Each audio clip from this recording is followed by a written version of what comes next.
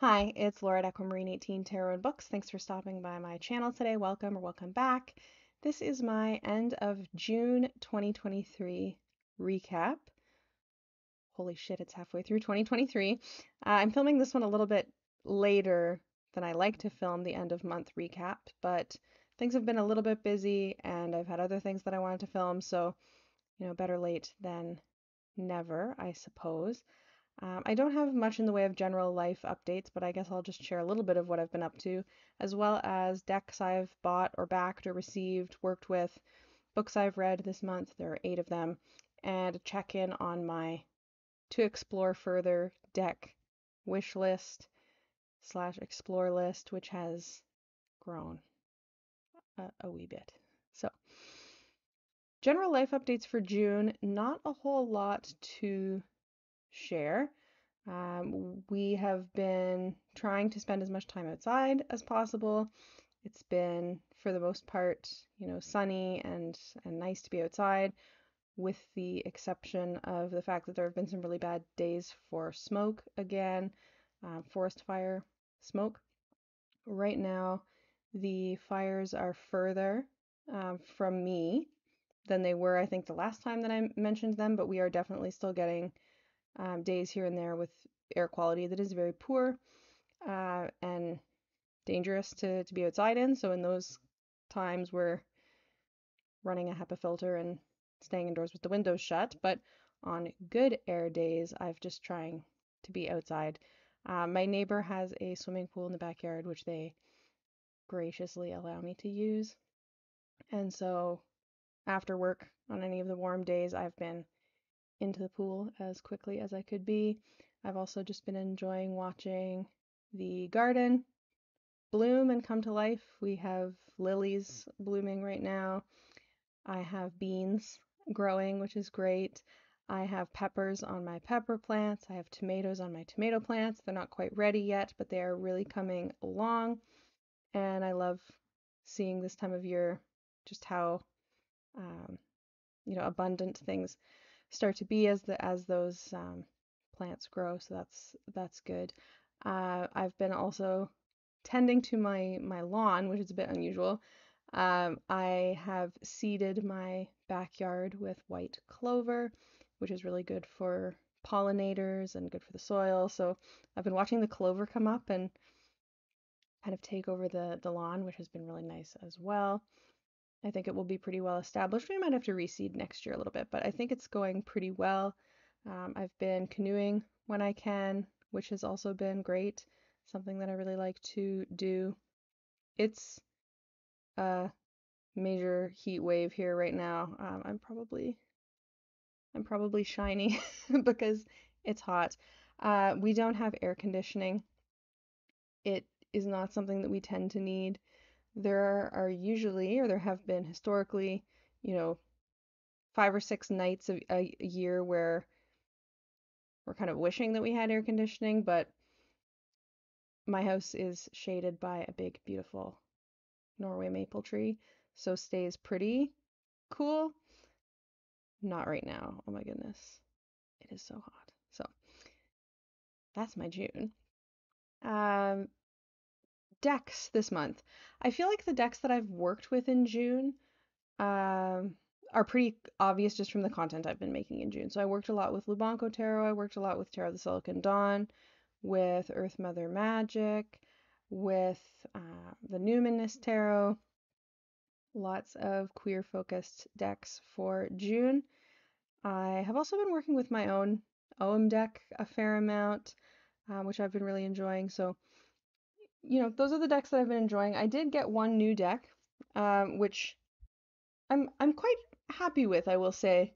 That is the Sea Soul Journeys Oracle cards, which are these beautiful photos of water with kind of um, not quite, maybe affirmations, wishes for the day, intentions. And this is not my usual style of deck by any means. I don't tend to want this much text on an Oracle deck. I saw this on Lisa Pepez's channel first, where she presented it as a kind of mass market affordable alternative if someone was looking at the Flow Tarot and, maybe wasn't sure about it or it was out of the budget. I'd been looking at the Flow Tarot. It is now firmly crossed off my wish list. I would not be able to get around what I feel are discordant suit titles in that deck. And so I went for this. I don't think the two are similar other than the fact that they both have pictures of water on them. Obviously, one being a tarot and one being an oracle, they're quite different. But this feels like a great summer deck. It feels like a nice message to start off a day with. It feels like a good jumping off point for meditation. It feels like something nice to draw at the end of a reading. And, if you know me and my channel, you know that photographic nature decks are very much a style that I really like. I'm also a Pisces and pretty water inclined person. So, this is why I got this deck. Uh, it's again a mass market deck. The cardstock is okay. It's thinner than what I would prefer. It already came out of the box with a little bit of a bow, but for the price, it's really not bad. I think that they will, hold up pretty well. There are kind of suits in it, and they have different backs, which I think is kind of cool for an oracle. I do incline towards something with a bit more of a structure or a system to it, which this one has, which is kind of optional. You could just shuffle it all together, which I have it right now, and not really pick anything based on the suits, or you could. And actually, I will say the guidebook for this is better than I thought it would be. It has a section for each card with a reflection, blessings, which sound like the message on the card itself, and a kind of first person mantra to reflect on or repeat to yourself at the end. There is also something that I think is really interesting in here, which is that for each of these four themes, she calls Pippa Best is the creator, sorry. She calls these four, which I call suits, calls them themes. And those themes are self-compassion, letting go, moving forward, and gratitude and awe. And for each one of those, she has made a kind of journey through that theme with the cards in a particular order, with the idea that you could work through, that theme in a kind of deliberate way. And so at the beginning of each section, she's put all of the different mantras for each of the cards in the section in this particular order. And when you read them out, it's a really beautiful kind of building up of an intention. I think that this is really good and really thoughtfully done. I wouldn't have necessarily expected this to be as interesting as it is.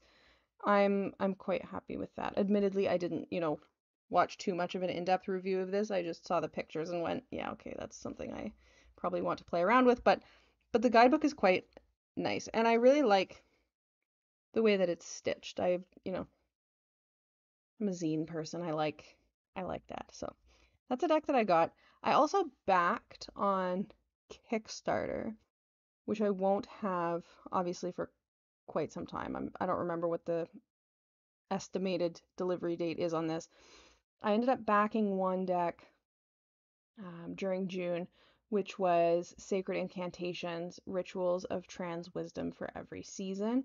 And this is a collaborative deck project with artists from many different countries around the world. And actually, the Kickstarter was limited to only being able to order kind of physical items or back for physical rewards, rather, if you're in a country where a contributor to the project is. I think they're just trying to keep shipping more manageable. I'm not sure how available this deck will be um, after the fact, but I think that they plan to make it available. And this just popped up while I was browsing Kickstarter, as one does. Um, and sometimes I like browsing Kickstarter. What can I say? And this just came up, and the messages on the cards in this deck are so good. I I cannot wait to have Sacred Incantations. I think it will be really, really wonderful to work with, and I'm really glad that that Kickstarter was successful. So that's what I backed. Books that I've read. Always the biggest section of the video. I have 8 books to talk about. I have quite a few of them in physical copy, actually, which is a bit unusual for me. I'll try to put a picture over there for the ones that I don't have. I'll start with the kind of tarot book and an astrology book. We'll start with that. So I read Finding the Fool by Meg Jones Wall. I'm not going to say too much about this here because I did make a detailed book review video of this book on my channel earlier in June. So all of my thoughts on this book are in that review. Very briefly, I will say that I liked this book. I think that for a particular sort of beginner who's interested in using tarot for particular sorts of things, particularly kind of personal reflection and personal growth and journaling kinds of practices, I think that this is a really good book for somebody to start with. It's an interesting take in that it doesn't have any pictures.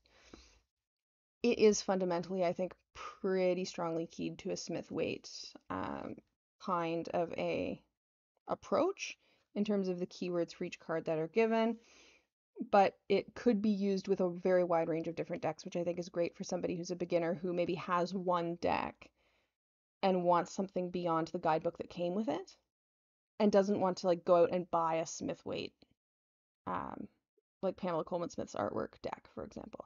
So I think that this is quite good. I am going to be keeping this on my shelf, which I don't for all books, but I think that this is quite good. Check out my review if you want more thoughts. I also read Astrology for Mystics, Exploring the Occult Depths of the Water Houses in Your Natal Chart by Tiana Lee McQuiller.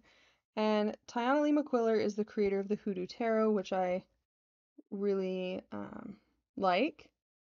I did the tarot study with Kim at Abundant Life Tarot for the Hoodoo Tarot.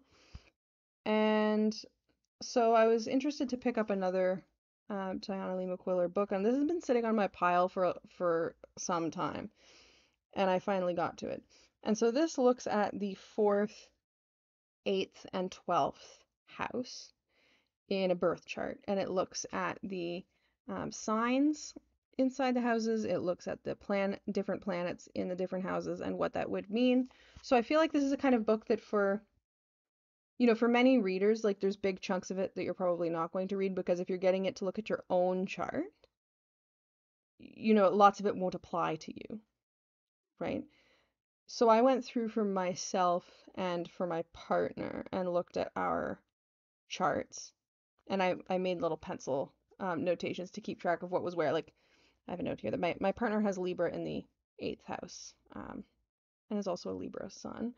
And I found that this is eerily accurate. There are some aspects to this that are absolutely truthful about myself and absolutely truthful about Chris, that are very specific. Very, very, very specific. So I am impressed by that. I feel like overall it read pretty inclusively, which I look for, of course. I feel like it's pretty beginner friendly because it explains even like how to go online and print off a copy of your birth chart and figure out what is where. So if you're a complete and total beginner to birth chart astrology, you could still navigate this book, I think. It also explains, the significance of a house versus a planet versus a sign, which I think is really useful because that goes beyond just, you know,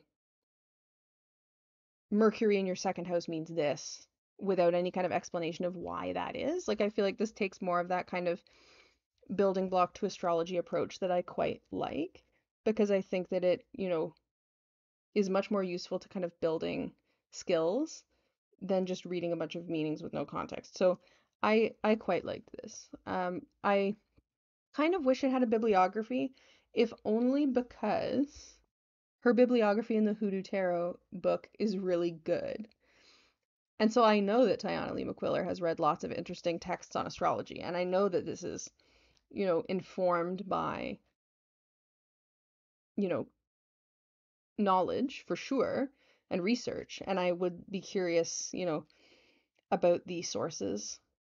And particularly there's a brief section at the beginning about esoteric meanings of water, the role of water in hoodoo, water spirits, flood myths, water related deities, all kinds of things, and like a further reading list would have been very welcome from this.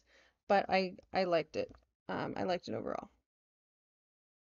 I read another cookbook, another 5-star cookbook, Vegetable Kingdom by Bryant Terry. And I've had this one for a while as well. I asked for this for a holiday gift in December 2022 and got it from my mom. And I finally got it and read it. So I do like to read a cookbook cover to cover, especially, if it's an author that has a lot of sections in the cookbook that aren't just the recipes, but other sections kind of about food or maybe the histories of different ingredients, things like that. And Bryant Terry is such a good cookbook author. This is not the first one of his that I have. I really like the other one that I got. And so I filled it with wonderful post-its flagging things that I would like to eat. The abundant world of vegan recipes. And how amazing is it that the blurb on the back of this cookbook is provided by Angela Davis. How awesome is that? So I've already started making things out of here. I made a dish from here called all green everything salad with creamy sage dressing with sage from my garden, arugula, Granny Smith apples, kale, candied pistachios. I candied pistachios for the first time. And some salt and pepper lemon juice. Um, delicious. Delicious. Delicious green salad. And I will be making it again because I have a massive sage in my backyard. It's like waist high. It lives throughout the entire winter, even when it's covered in snow. It's a pretty amazing plant. So I'm excited to make more things that I wrote down on my post-its.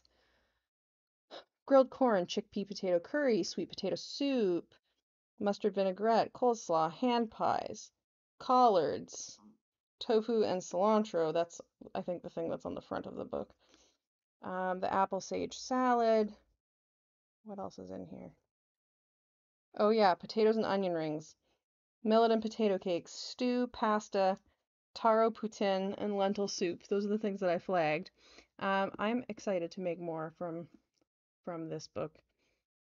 I liked his book Afro Vegan very much, and we have some things from there that are like regular side dishes and things that we make a lot. So I'm excited for this and give it 5 stars. It's wonderfully like well written and just a good read, and the recipes are good. So moving along, books I've read, mindful of the time. I read Indigiqueerness, a conversation about storytelling with Joshua Whitehead, in conversation with Angie Abdu. And this is one that I just kind of saw and picked up. I have read Joshua Whitehead before. Joshua Whitehead is the author, I'm just reading from the back here, is the author of the best-selling novel Johnny Appleseed, which I have not read, the poetry collection Full Metal Indigiqueer, which I have, and is also the editor of Love After the End, an anthology of Two-Spirit and Indigiqueer speculative fiction, which is the winner of the Lambda Literary Prize. And I really liked that collection a lot. And his little, what is it? Not autobiography, the blurb in the back of the book. Joshua Whitehead is Ojibwe Two-Spirit, member of the Peguis First Nation in Treaty 1. And this is just a book about his writing process, his inspirations, his, you know, perspective on writing, and I really enjoyed this. It's also just a really beautiful object, this book. There's a lot of color and pictures. It was a very short read, as you can probably tell, but a lot of different interesting ideas. And I like reading, interviews with authors and things like that that give a sense of the um, approach to writing. And there's a lot of kind of conversation in here about the extent to which different works are, partially autobiographical or informed by people in the author's life, which is also interesting to read about. I don't know that I would suggest this as a place to start with Joshua Whitehead's work, though. I feel like somebody who has read particularly Johnny Appleseed, actually, but also the poetry book or anthology would get more out of this because so much of it is about the process of writing those other works. So I would suggest this, but with the caveat to read something else first. I thought that it was really good.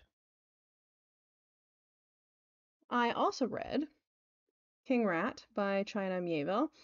China Miéville is an author that I definitely quite like. I've read a lot of his work. There are a couple of his books that are top favorites, I would say. This Census Taker, The Scar, and Iron Council and Embassy Town are all great. The City in the City, which is also the basis for a little mini series, which was very good as well. And I hadn't read this King Rat, which is his debut novel. So this is from, I think this was written in the late 90s? Late 90s. And I'll just read the back and then share my thoughts. So the back reads, something is stirring in London's dark, stamping out its territory in brick dust and blood. Something has murdered Saul Garamon's father and left Saul to pay for the crime. A shadow from the urban waste breaks into Saul's prison cell and leads him to freedom, a shadow called King Rat. King Rat reveals to Saul his own royal heritage, a heritage that opens a new world for him, the world below London Street. With drum and bass pounding in the back streets, Saul must confront the forces that would use him, the ones that would destroy him, and those that have shaped his own bizarre identity. This is weird. This is new weird. This is weird in terms of genre almost. I feel like someone who maybe has strong affinities for drum and bass might get something interesting out of this because there is very much that kind of cultural context built into this. Very kind of descriptive of the settings, and a lot of the settings are like sewers. So, you know, it was good. It was good. I do think, though, I will say, like any wonderful author, that the China Miéville has grown a lot as an author over the course of his writing career. This reads like a debut, I think, in some ways. The things that characterize his work that I would say that I like most about his work are here, but they're here in kind of early, less worked out ways than in the later work, I would say. So I wouldn't suggest this as a place to start with his work either. I think if someone is a fan of his work or is interested in new weird, it's an interesting read, but I would suggest starting with something else of his instead, including perhaps like short stories or This Census Taker is really good. Perdido Street Station as the first of a trilogy. Probably not with this. I don't usually content warnings, but definite body horror, gore, gross out throughout. In this one that I feel like is probably worth mentioning. That's not necessarily obvious from the description, but is there. I enjoyed it, and I'm glad I read it. Not the best one of his, but as somebody who has enjoyed his work, I'm glad to read the first. So I enjoyed that. I read Stories of the Raksura 2 by Martha Wells. I feel like every month I've been including a Raksura book by Martha Wells in my book updates because I love this series so much. And I very rarely commit to a series that's longer than a trilogy. I think it's typically just too much. I don't want to read 15 long fucking novels set in the same plot line. It just feels like too much for me most of the time. But this is a series that is done and has quite a bit more than that. I think 5 novels and a couple of collections. So Stories of the Raksura 2 is a mix of short stories and novellas in the Tales of the Raksura series, which I feel like I've been talking about so much. Stories of the Raksura 2 was better than Stories of the Raksura 1. I would say that the short stories in the collection were good, but the novellas were really fantastic. And this is just such a fantastical world that is just incredible to read. I am a big Martha Wells fan. And so 5 stars. 5 stars for Stories of the Raksura 2. And I'm going to be reading the next book. There's 2 more novels left in the series, I think. So I'll be sad when it's done, but I'm really enjoying it. I read Translation State by Anne Leckie. And Translation State is set in the same universe as the Ancillary trilogy, and as well as the novel Provenance, which came after, or like was published after the trilogy. And Translation State follows, um, and gives us more information about the Presker aliens from that trilogy and the Presker translators in particular. It gives a lot more about the alien species that show up in the trilogy in more detail than the trilogy gives.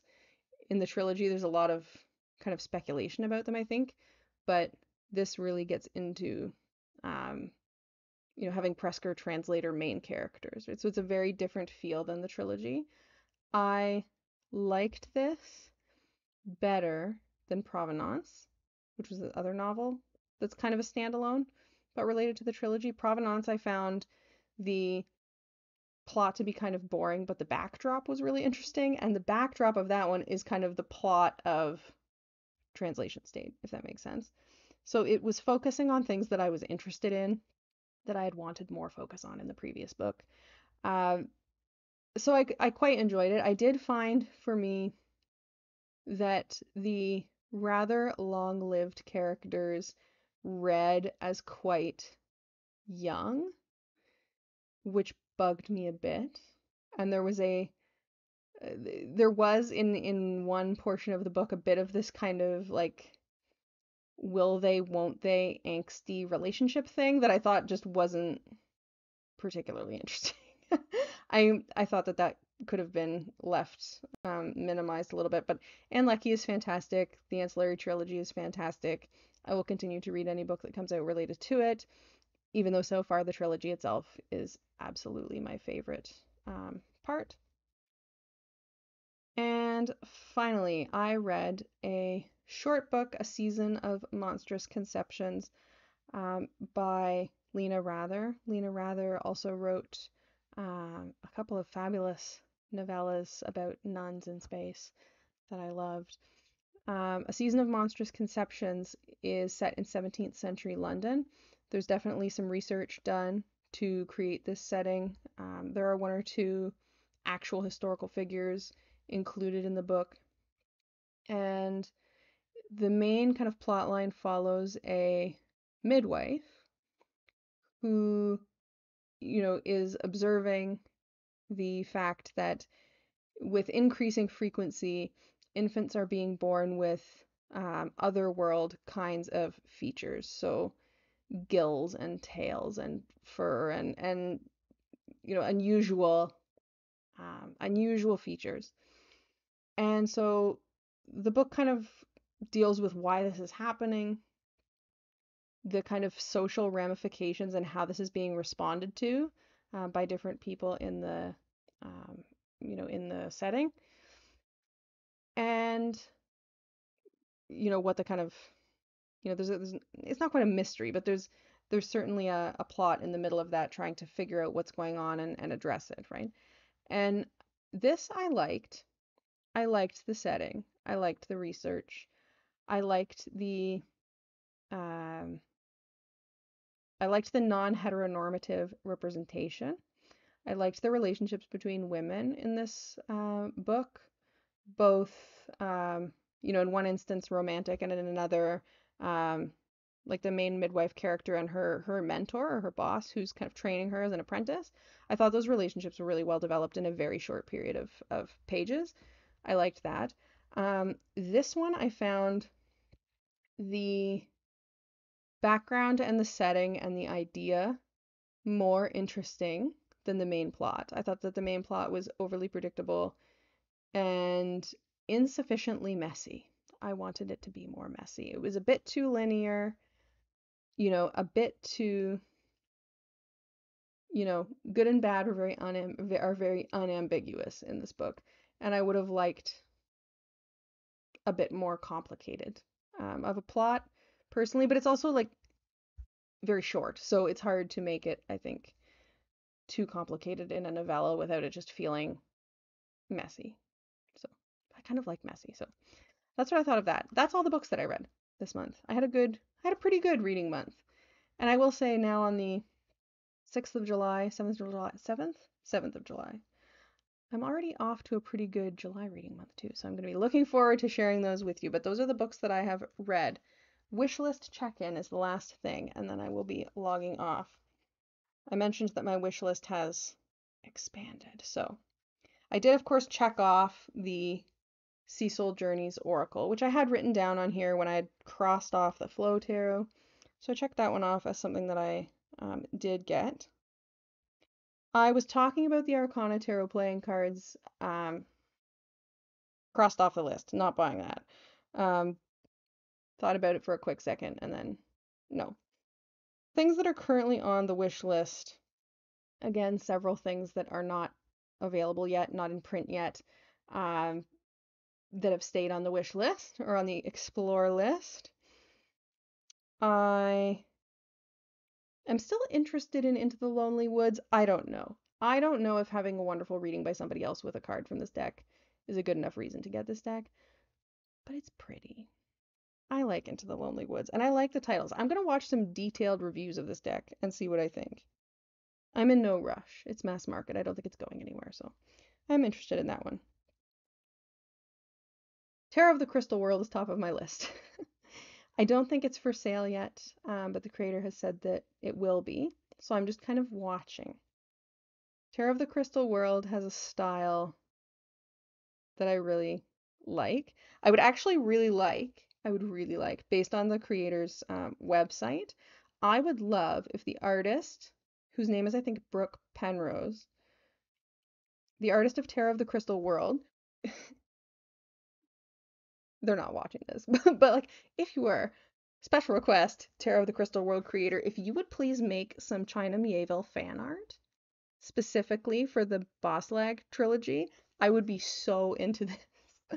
The art style of some of the things on that website would be perfection for Iron Council fan art. Just saying. Just saying. People would buy that. It's awesome. Okay. Tarot of the Crystal World, top of the list.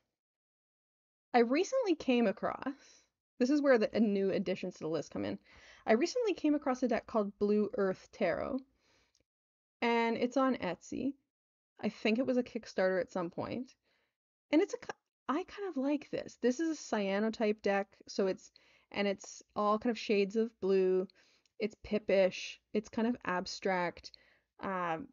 I think that this is a really interesting deck. If you have the Blue Earth Tarot, tell me what you think of it down below, because it's not one that I've seen around much, and when I look for it on YouTube, a lot of what I see is like videos made by the creator about the deck as opposed to reviews. So I'd be interested to hear if people have thoughts about the Blue Earth Tarot. I think it looks pretty cool though. The Statue Tarot by TarotTube's own Lennon Smith. The Statue Tarot I really like. This is Lennon's deck created from photos of statues. It's a square deck with beautiful marble backs, and it's on Make playing cards. Now, I don't ever buy a single deck from Make playing cards because of shipping. I'll wait until I have a solid few from Make playing cards before I order anything, but the Statue Tarot I put on my wish list because I really like it. It feels like a similar feel to something like Tarot of Architectural Objects, which I also really, really like and use a lot. So I think I would really like the Statue Tarot. And then I went to Lennon's shop on Make Playing Cards, and I did not know, first of all, did not know that Lennon had this many decks. And second of all, there's like two other ones on there that I saw and was like, oh, I'm quite intrigued. So Lennon Smith Make Playing Cards shop is something to check out and is very intriguing to me. I will be backing Charlie Claire Burgess's Gay Marseille today, July. So I'm excited about that. Very excited. I think it's today. Maybe it's tomorrow. I should watch that so that I can be there on time.